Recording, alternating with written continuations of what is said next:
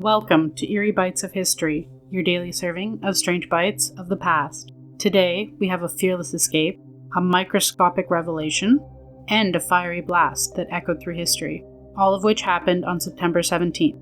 Let's begin. On September 17th, 1849, Harriet Tubman made a life-altering decision to flee the Maryland plantation she had been enslaved. Under the cover of night, she escaped with her brothers Ben and Harry. The journey was dangerous from the very start. Escaping slaves risked capture, brutal punishment, and even death if they were caught. Along the way, her brothers lost nerve and decided to turn back, leaving Harriet to continue alone. Relying on her courage, instinct, and whispered directions from those who made up the secret network later called the Underground Railroad, Tubman navigated through woods, rivers, and unfamiliar terrain. She had no map, no modern communication, and no guarantee of safety. Only her determination and faith to guide her. After traveling nearly 90 miles on foot, she finally reached Philadelphia, stepping into freedom for the first time in her life.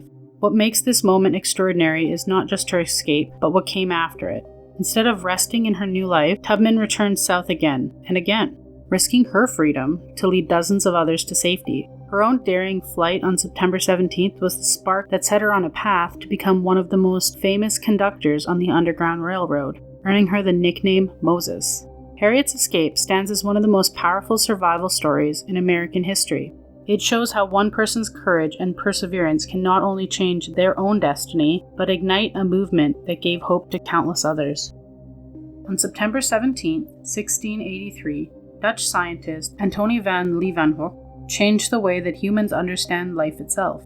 Using a microscope he had built with his own hands, he peered into a drop of water and saw something no one had ever recorded before. In his letter to the Royal Society of London, he described countless tiny creatures, which he had called animalcules.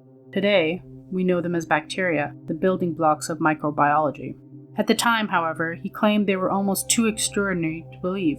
Many scientists were skeptic, dismissing his discovery as a trick of the lens or even a product of his imagination. Some people whispered that these invisible beings might be demons, tiny spirits hidden in the water. The idea that the world was teeming with life too small to be seen unsettled most and blurred the lines between science and superstition. Yet his miraculous observations would eventually be vindicated, laying the foundation for modern biology and medicine. What began as one man's curiosity opened an entire invisible universe, one that still shapes our understanding of disease, health, and the very fabrication of life. His discovery wasn't just about bacteria. It was about unveiling a hidden world. For some, it was wondrous. For others, terrifying. It marked the moment humanity realized that the unseen could hold mysteries as powerful as anything in the visible world.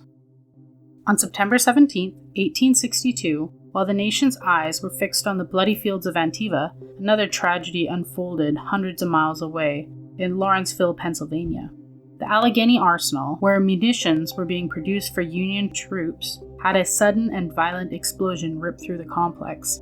The arsenal had been bustling with activity, much of the work carried out by women and even young girls who prepared cartridges and handled volatile gunpowder. In an instant, fire tore through the buildings, igniting stored powder, triggering a chain of blasts that shook the surrounding neighborhood.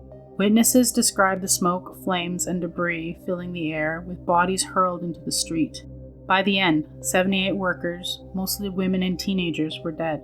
It made one of the worst civilian disasters in the Civil War. The cause was never fully agreed upon, though reports suggested spilled gunpowder and a mishandling of materials ignited the catastrophe. The Allegheny Arsenal explosion is a haunting reminder that war claims lives, but not only the front lines, but in the factories and workshops that supply it. A single accident turned an ordinary workday into a mass tragedy, leaving scars that has lasted for generations. Like your history snack-sized? Drop us a comment with your favorite bite and subscribe. Join us daily for your eerie dose of the past.